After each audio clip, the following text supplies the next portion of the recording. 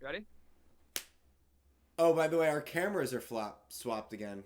You have to look. Yeah, all right. On to the intro.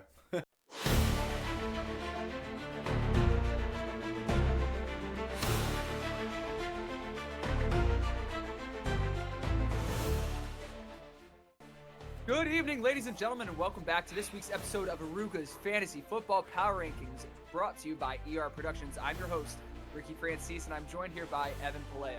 I'll tell you, autumn has kicked off. The leaves are changing, and the temps are dropping faster than Casey is in the power rankings. Now, listen, we've had a lot of change happen this week from last week's power rankings, so stay tuned until the end to find out who's on top, who's in the playoffs, and who's out if the season ended today. Absolutely. Let's get right into it. Game 1, Blame It on the Juice defeats Justice Gang. For only Drake London and Trey McBride put up good numbers, but everyone else fell short. Okay, in a game where Gang really needed to win to continue that forward momentum, the squad fell short.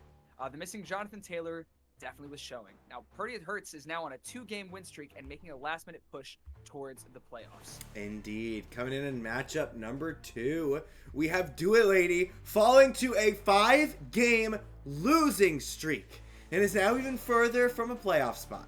While Christian McCaffrey put up yet another 3-touchdown game, it simply just was not enough to get it done. On Monday night, the Cowboys' Justice defense needed to keep Trey Tucker out of the end zone, but unfortunately, that Justice defense just wasn't good enough. Madam Presidents climbs her way through the standings, also seeking out to solidify a spot in the playoffs. And while she saw weak running back performances from Josh Jacobs and Jalen Warren, it did not matter. Josh Allen put up 6 total touchdowns, 3 on his own and 3 in the air. Absolutely. What a monstrous game that was. This does bring us to Game 3. No Balls Allowed has reclaimed her reign as number 1 in standings, picking up a win this week over Team Snides. Jackson Smith and Jigba, Deebo Samuel, and Travis Kelce all with 20-plus points. While Team Snides' George Pickens put up 29, but it just wasn't enough to get it done. The supporting cast saw numbers like 2 from the Justice defense, 0.9 from the tight end slot, and a 8 in an RB slot. Snides next week will hopefully have back Jackson Dart, who consistently puts up 20 points. Indeed. And in our next matchup, Poopy Fart's fiance falling to her biggest losing streak of the season at 2 games. What an impressive performance by the Steelers' Justice defense, with 2 touchdowns, interception, and a fumble recovery. Rico Dowdle was just inches away from another 25-point performance after a touchdown got called back, but everyone else, including Amon-Ra St. Brown, underperformed. But Noah's Nasty secretly racking up all these wins and is now 7-4, putting up wee wee poo poo, wee wee poo poo, wee wee poo poo. You got me. All right. It goes on for a lot longer, I'll be honest. You got me. That's impressive. You snuck that in. I'll be honest. You snuck that in pretty good. Noah's Nasty secretly racking up all these wins is now 7-4, putting up great numbers every week. Now McMillan, who he acquired through a trade from Ridley Me This Batman earlier this season, just put up 33 points. He had 2 touchdowns, 130 yards on 8 receptions. Higgins, Cook, Bijan Robinson all crushed it this week as well. This 7-4 team is one that has not yet seen the top 5 in our second half of the season power rankings. Let's see how that changes this week. Absolutely. Now, Game 5, Ridley Me This Batman picks up an easy win this week as all of Team Poopy Fart except for one scores a single digit. Batman saw a fantastic performance from Cardinals wide receiver Michael Wilson, who had to fill the gap in for Marvin Harrison Jr., who is out with appendicitis. Ouch. The Falcons' Justice defense lost him a point, but that didn't matter because the supporting cast just had to outscore 74 points. Indeed. And in our next matchup, 2 teams that really needed a win in order to have a playoff berth. But a 1-point win by Bijan Mustard, who enters a 2-game win streak over Team McKenna, who now enters a 4-game losing streak. McKenna struck gold with Sean Tucker, taking over the RB spot over Rachaad White while Bucky Irving was still out. But other than that performance for McKenna, everything else, weak. This team is glad to have found a replacement for Chuba Hubbard, but still had to start him this week. And now going into next week without Jamar Chase, what will McKenna's lineup look like?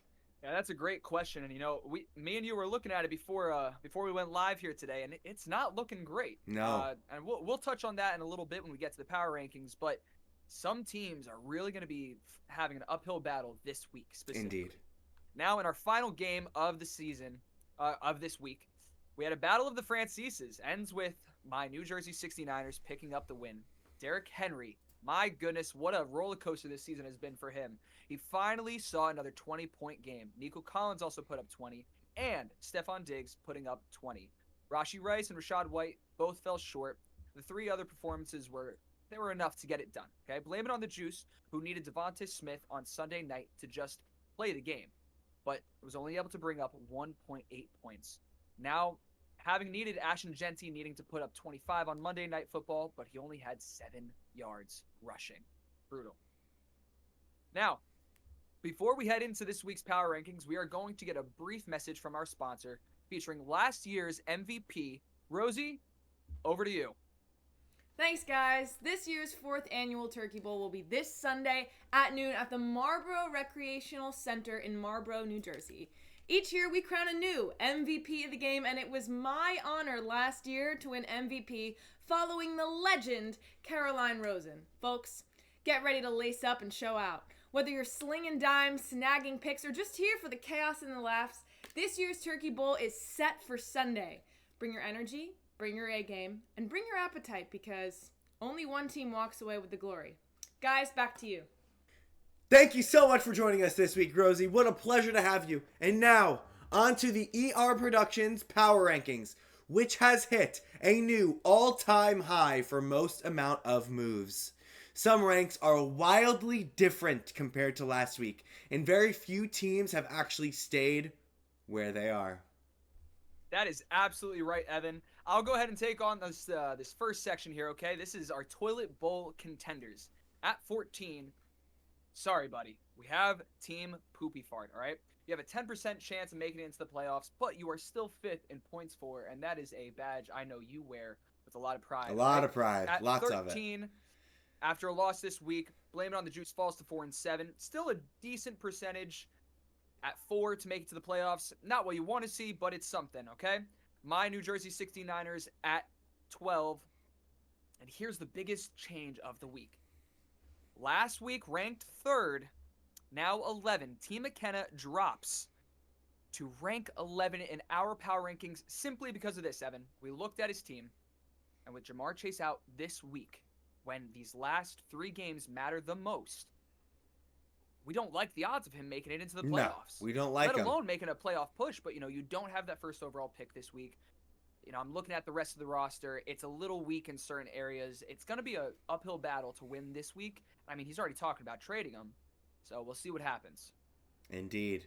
Now, in the hunt, before we move the slide, folks, you're going to see a team on there that you may not expect to see.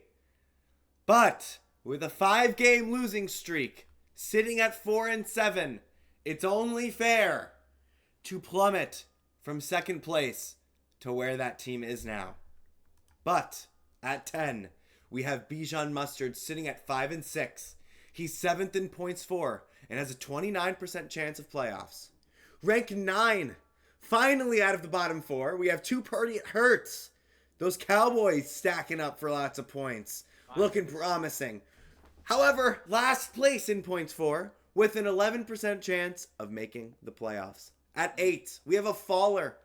A team that has seen 2 back-to-back losses.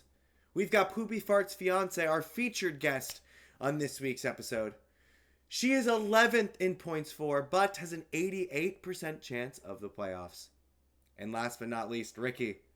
The team we have all been waiting for. Team Do It Lady. Ricky, we had a lot of discussion about this team. We did. A lot went into it. Guys like Jalen Hurts, who we took in the 2nd round. Christian McCaffrey. I mean, these are guys that constantly should be putting up over 20 points. And Christian McCaffrey does it. That's the thing.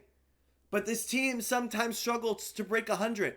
I mean, 5-game losing streak, Ricky. I know. And, we've talked about this quite a bit, that top 4 players are really scary when they all play as they should. Right. Now, here's the thing. We could have put him a lot lower, as he is 4-7. He's technically tied with the last of the last right now. But there's still 3 games left. He could finish 500. And if he makes it into the playoffs, I'm going to be honest, I wouldn't want to go up against Jalen Hurts, Christian McCaffrey, Quinshon Judkins, Emeka Egbuka, a healthy Jalen Waddle, a Travis Etienne in the second half of the season. I really wouldn't.